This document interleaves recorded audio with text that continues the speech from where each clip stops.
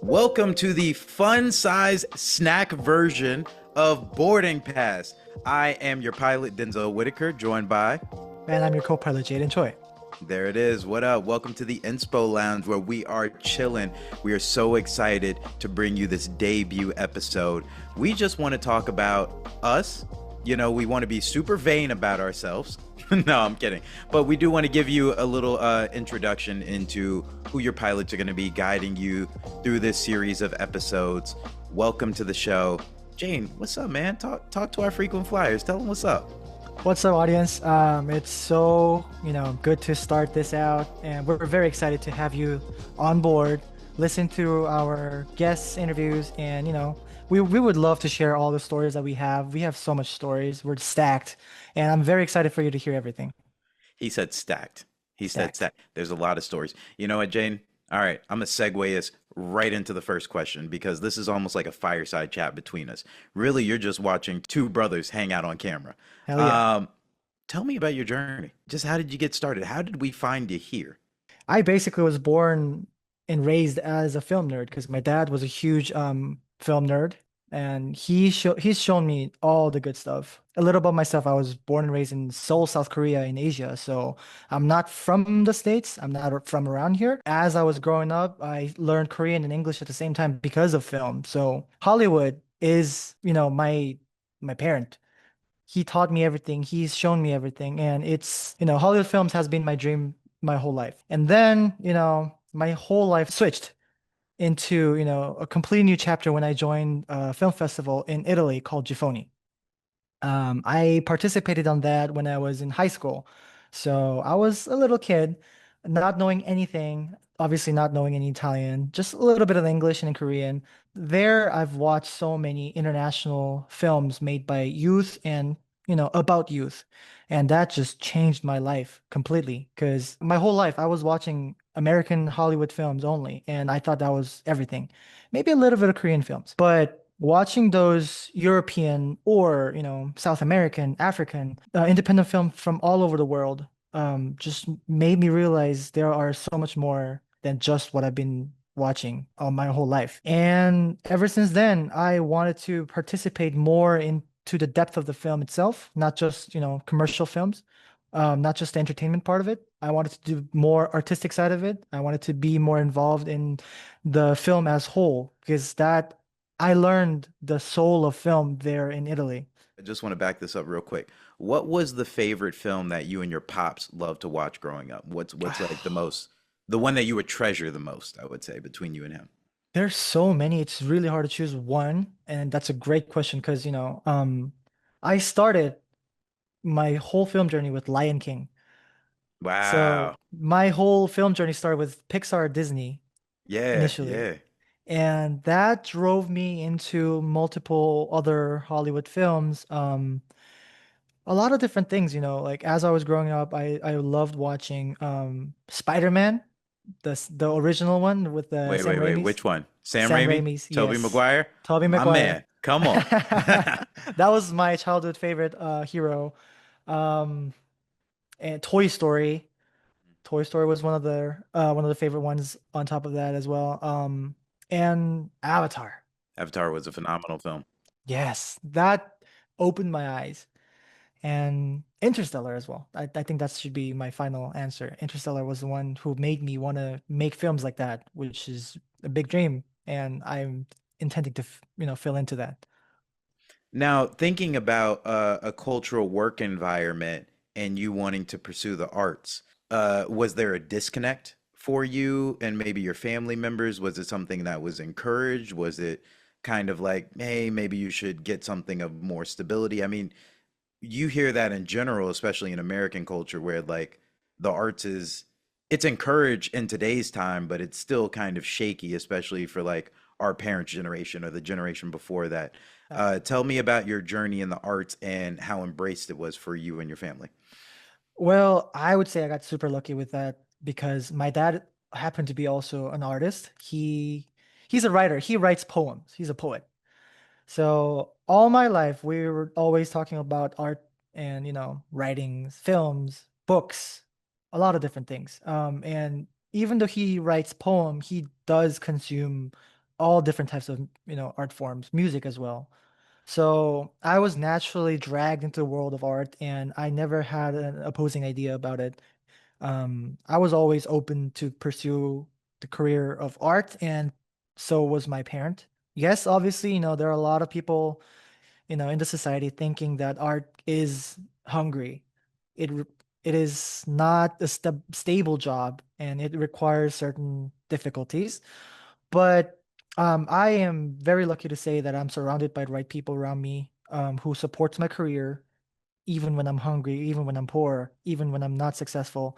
I have always had that support that I will overcome and get out of there. I still do. So, culturally as well, Korean culture, a lot of people think that going into a stable job, working in an office is the best thing. It keeps you going, it keeps you stable. But, there are a lot of artists from Korea coming out of Korean society, breaking into the world and still make it. Bong Joon-ho, he won an Oscar, and he was born and raised in Korea. He started a whole thing in Korea, and he still did it. And I think there are a lot of individuals also from Korea who are overcoming that bias. Yeah, that's And incredible. Because okay, I'm gonna kind of not give this away as a spoiler to our frequent flyers, but you already in the short time of you and I working together mhm. have caught fire, right? Yes. And again, like you said, there is this sort of feast or famine to art. You know, a lot of people see it as like a struggle occupation until you finally make it, right? So then what keeps you trained? What keeps you motivated? What keeps you passionate about something that you love? Because people can kind of like love it today and be done with it tomorrow, right? But what Yeah. keeps you hungry and wanting to pursue this? That's a great question. If I look back, there was a couple of times I wanted to quit film and do something else completely different. Hmm. And one of the things were sport. I wanted to do soccer because I love soccer so much. And another thing was cooking, chef. I wanted to be a chef at some point. But even when I wanted to, quit film and do other things, somehow I just dragged back to film. It's very difficult to explain that feeling of it, how I was dragged back into it. But whatever I try to do, I always came back to film, and I think that's what my definition of love towards film is. It's impossible to explain, but I feel like this was meant for me. That's how I feel it. It's n- I'm not trying to put effort to just do this. I was drawn into it. I feel like, a lot of different people would feel the same if they are truly, truly in love with certain things, not just profession, but like a person or a thing or a place. That's what love is. You don't even have to explain. You just become to do like dragging to that. That's how I felt with my career, my job. I totally understand that. Some people would call it toxicity. Yeah. No, I'm kidding. I'm kidding. I'm kidding. No, but I do resonate deeply with that. There's something that's a magnetism to the work that you do, like a calling almost. Hmm. And embracing that calling, embracing what your spirit, I would say what charges your spirit, what keeps you alive, you know what I mean? Yeah. Yeah, yeah, So yeah. that's fascinating, man. Speaking of that, I would love to hear your point of view as well. Now Like you see, if I ask enough questions, you never ask me questions, which is fine. We're just gonna interview you. that I know. But also I really wanted to hear your point of view, which is good. It was a good timing, to Uh-huh, interject. uh-huh. Segue, yeah, co-pilot. Yeah, yeah. Yeah. I just told you my journey. I would love to hear your journey, and I would love our audience to hear your journey, the pilot, What Denzel part of the Whitaker. journey, sir? The whole thing, how you started your film journey, how you started everything. I want to hear how you started and all, at this point all the way here. Well, I'm gonna try to summarize that, because I think most importantly is my relationship to the work that I'm doing here, the work that we're doing here, right? My film journey was kind of happenstance. I got started when I was 10. I call it a divine moment where things were just in alignment. My parents get a phone call from a management company. We have no clue why they're calling. Mind you, I'm not a sports guy. I'm not like you with soccer. I'm not like, the basketball player as the world would imagine me to be just because I'm black. No, none of that. I didn't enjoy sports. I was in front of my computer. I was a gaming nerd. I love comic books, cartoons. Um, but I remember we get this call and they're like, "Hey, we think your son would be an amazing performer." My parents are like, "How do you know my son?" They invite me down to a showcasing where we basically just put some scenes up, did like a little bit of an improv, just seeing how like kids can work a crowd. And I would be the first to say, I don't know what I said. I don't know what I did. It was a moment of just blacking out and giving myself to the performance. Mind you, I'm a very shy kid at the time. So when you just give yourself to a performance, you snap out of that and you think, did I just do that? And it was a awakening that I had never felt, similar to how you say like your, passion just calls you. It was something that kept calling me, Hmm. even though everything prior to that basically said, "Kid, you're not cut for this." My first role was Training Day, which happened to be a background role that got bumped up to a principal. From then on, I went to do a string of television shows and voiceovers, commercials. This face was made for commercials, or at least that's what my agent would say. I've been with my agent since I was 12, but all of that has eventually led me to being on Nickelodeon's All That, which was a dream of Mm. mine as a kid to be on a Nickelodeon or Disney show. I Wow. got I got to cross that, off of my goals list pretty young. My second Denzel Washington film that I was able to star in, which sounds preposterous to say that out loud, two films, was The Great Debaters. And that was life changing for me, not only just showing me like the scale of the business, but also to like my first leading role in a dramatic film, having that blessing, having that anointing from a Denzel Washington, getting to work opposite of Forrest Whitaker, Kimberly Elise, just a stat cast, Nate Parker, Journey Smollett, Jermaine Williams. It was such a wonderful cast. I mean, even Glenn Powell, that was one of his earlier roles. So that was a big one for me, a big marker in my career. Went to work with Nicolas Cage, Gavin O'Connor and Warrior, Taylor Lautner and Abduction. Like there's a resume out there, and I'm not gonna like bore anybody listening with the resume, but I've been blessed enough to do that. I've worked at Cartoon Network for 5 years as an editor, assistant illustrator, and animator. Let's see what else. Shot music videos, published photographer, went on to shoot short films, the works, right? Hmm.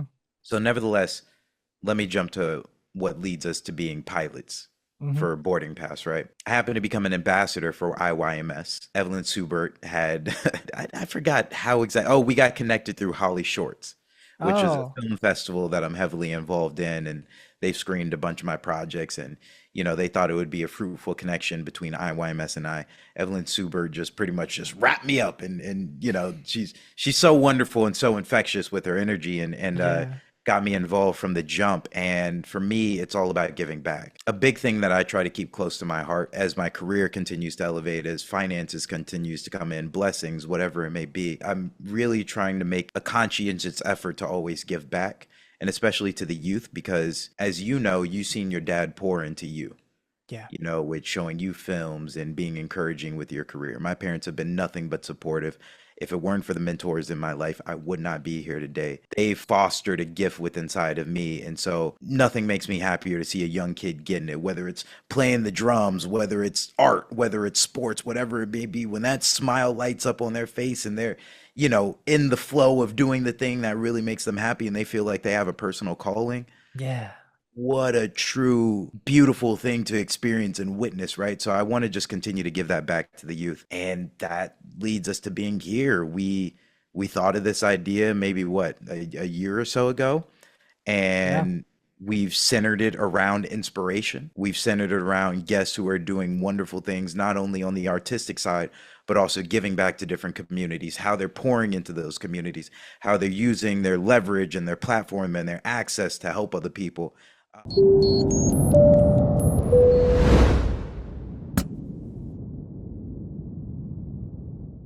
Frequent flyers, just for the short time that Jane and I have been doing this with IYMS, it's been so fulfilling to hear everyone's stories. It's been eye opening just to see different cultures, what people are doing way on the other side of the world. I mean, it makes Yeah. us look lazy with the guests that we have lined up. So, that's the long and short of how I found myself here. You started as a youth artist. You started, like you said you were 10 years old, right? Yeah, 10. How do you feel like it was to start when you're so young? Because you might have, like, while you're growing up, you might have had different thoughts, like I wanted to do different things. You could have thought like this is not my thing, even though you're enjoying so much, even though you keep doing it. It's a good question, Jane. And it's one that I still meditate upon for a while. Like this last weekend, I was shooting a project with some of the people I know, Cleo Thomas from Holes, Boo Boo Stewart from the Twilight Saga, Devin Werkheiser from Ned's Declassified. We were all shooting a project together, and I had never gotten the chance to work with those individuals, right? Mm-hmm. We've known each other for 10, 15 years plus, if not 20 years.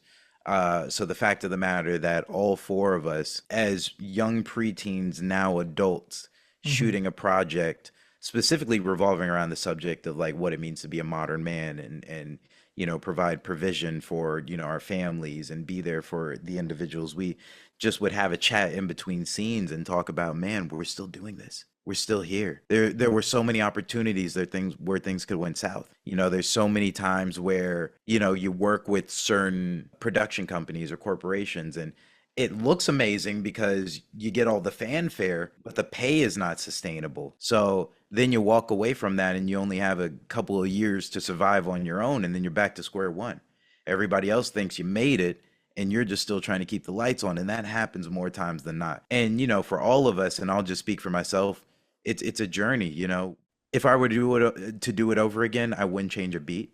Mm-hmm. I know I didn't have necessarily like a childhood like everybody else, right? It's not like I went to the prom and did all these other things. Sure, I was just barely trying to make it back just to graduate. So I did miss out on some of those life experiences. For me, I'm fine with missing out on that. For every other child out there, I don't know if I could recommend that. Even if I were to have children, I don't know if I would want them to get into it as young as I did. Because not only does the child have to love it and want to do it, but there has to be such a grounded support system surrounding them. This is an industry of adults. We're not Yeah. asking you to be a child. We're asking you to show up like a professional, Yeah. and that's different. My brother Cleo, I'll share one quick story and then we can move on. Is like, again, people know him from Holes. I also met Cleo when he was touring with Bow Wow. He was doing I forgot whatever tour that was, but I mean, this is Bow Wow. Bow Wow's like 13. He was the Justin Bieber of our generation. Yeah. And my man's on tour with him, and he's, signed with JD and So Def, and he's experiencing something that 90%, if not 95% of the world will never experience. Mm-hmm. And especially he's experiencing it as a teenager. I think to myself all the time, you're giving the world to kids and asking them to grow up sane. That's crazy. It sounds harsh. It's just it's when you look at the blind reality, it's weird. Mm-hmm. It's weird. So the people who do make it out on the other side, the people who, are decent human beings and selfless in their journey of life and, giving back to others and whatnot, like I super applaud them. And that's why I say I pray to remain humble and charitable as well, because like we've been blessed beyond measure. Mm-hmm. Like, knock on wood, tomorrow, if things were to stop, the impact that we've already been able to achieve is quite a blessing. And that's not lost on me. That tells a lot, and we intend to share this love and story and the passion and the emotion we have to the listeners. Absolutely. Yeah, man. Well, moving on. Let's get back into boarding pass, right? What is boarding pass, Jane? I think we already kind of summed this up, but go ahead. You want to give him a summary? I remember our producer Evelyn started talking about a project where it involves podcast and Denzel. That's how I started, and I'm like, I'm in. Don't pen this on me. No, that was reality though. When I heard like we're doing a podcast and Denzel's in it, I'm in. That's how I started. It was very simple like that. We wanted to help IYMS. That was the beginning. Maybe we should talk about IYMS before we like dive straight into the boarding pass because Absolutely. that's Absolutely. where the whole thing started. Where shall we start with IYMS?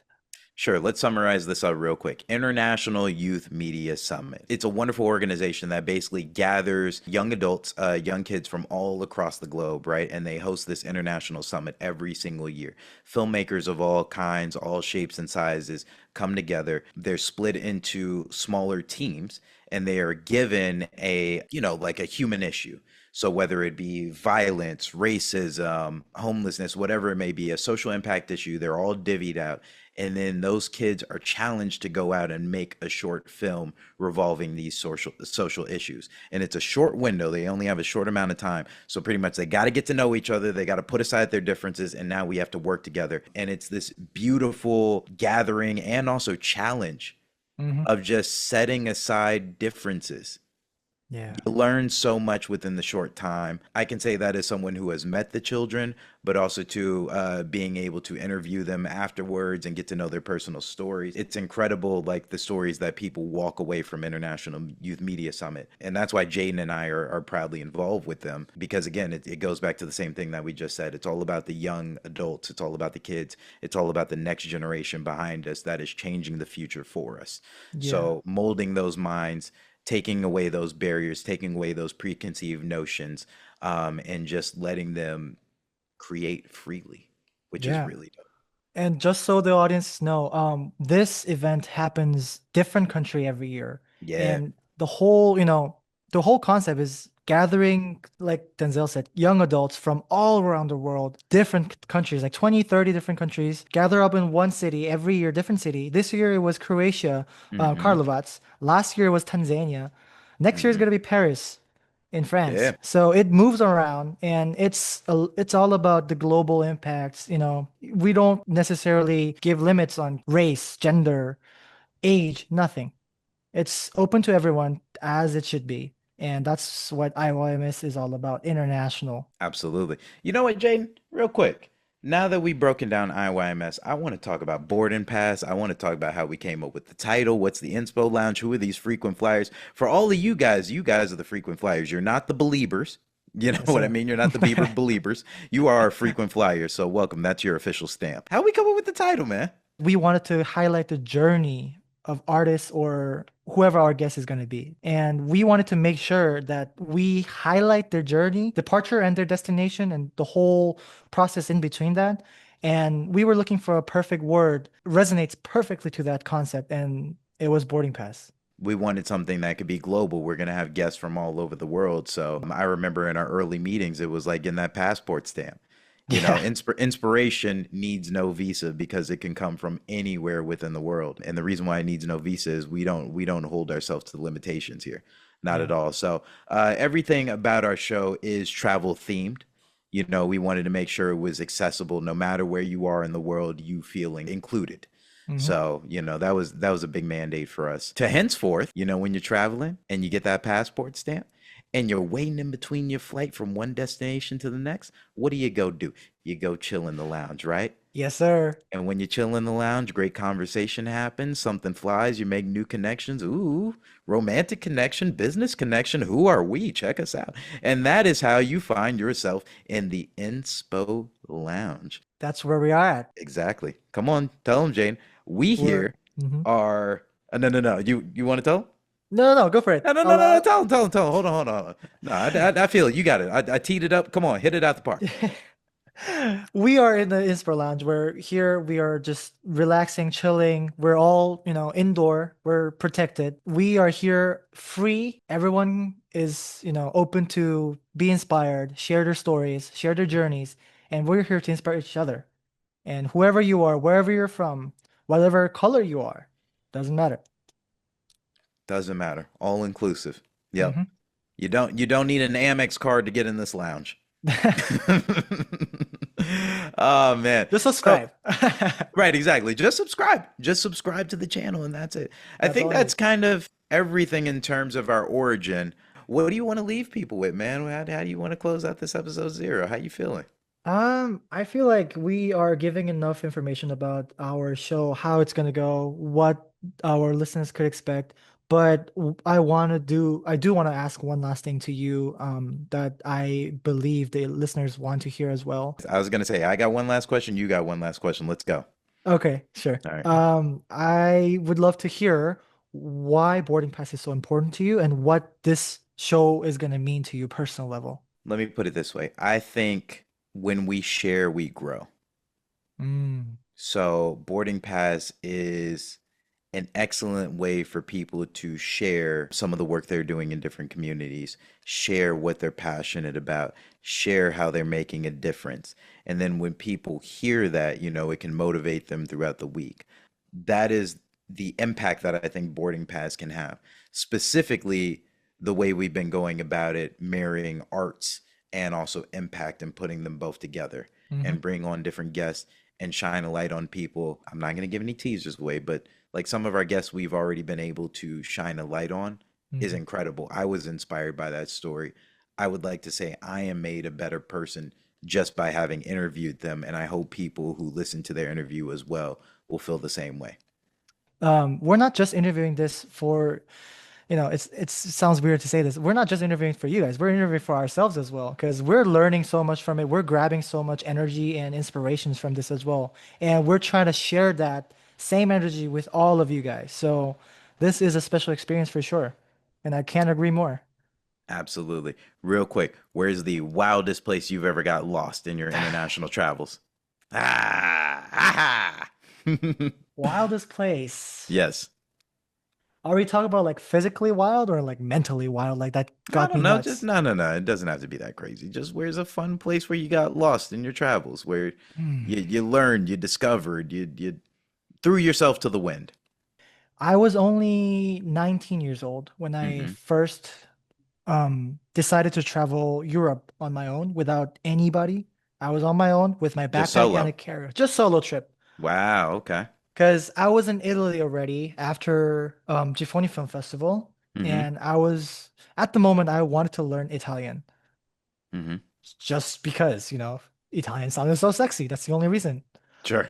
So I was learning Italian for a couple of months there, and after my whole program is over, before I travel back to Korea, I wanted to take this chance and travel within the Europe and explore and kind of test myself, because I wouldn't know my limit.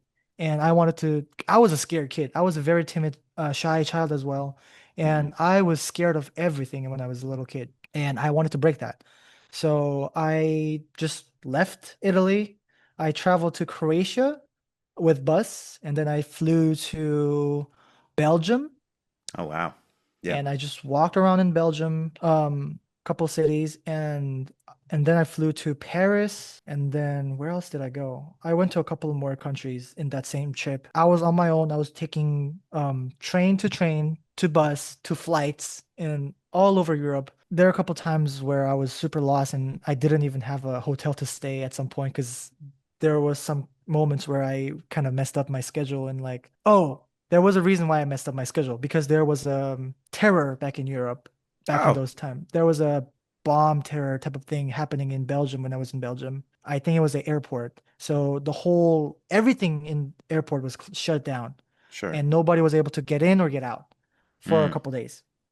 So that kind of messed up my schedule with my trips and I was kind of left alone in a foreign country who's first time there, never done anything out of Korea before.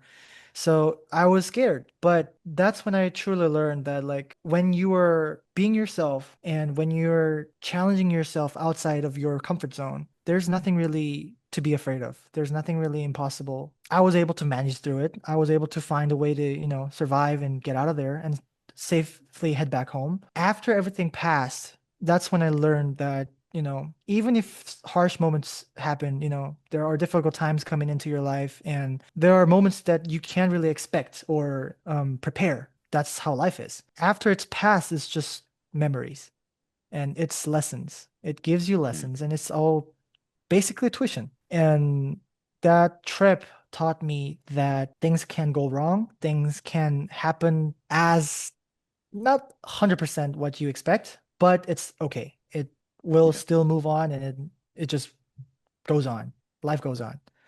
So I think that trip taught me a lot. I got lost, but I learned a lot. No, that's a beautiful life lesson. I was gonna ask you what did you learn from that experience, and I you think I summed it up covered. perfectly. Yeah, Yes, sir. absolutely.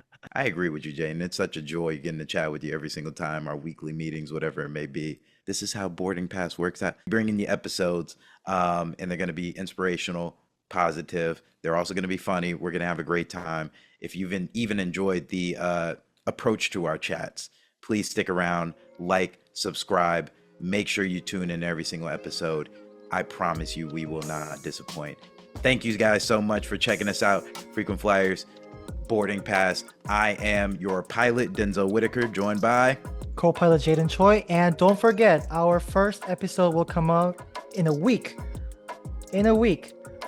So stay tuned. We will also tease you guys again right before the show is out. So please stay tuned. Don't forget, we're gonna be there. You Excited to see already you know guys it. soon. Hit us with our tagline. Come on, hit us with the tagline. Inspiration needs no visa. No visa. There we go. All right. See y'all. Peace. Peace.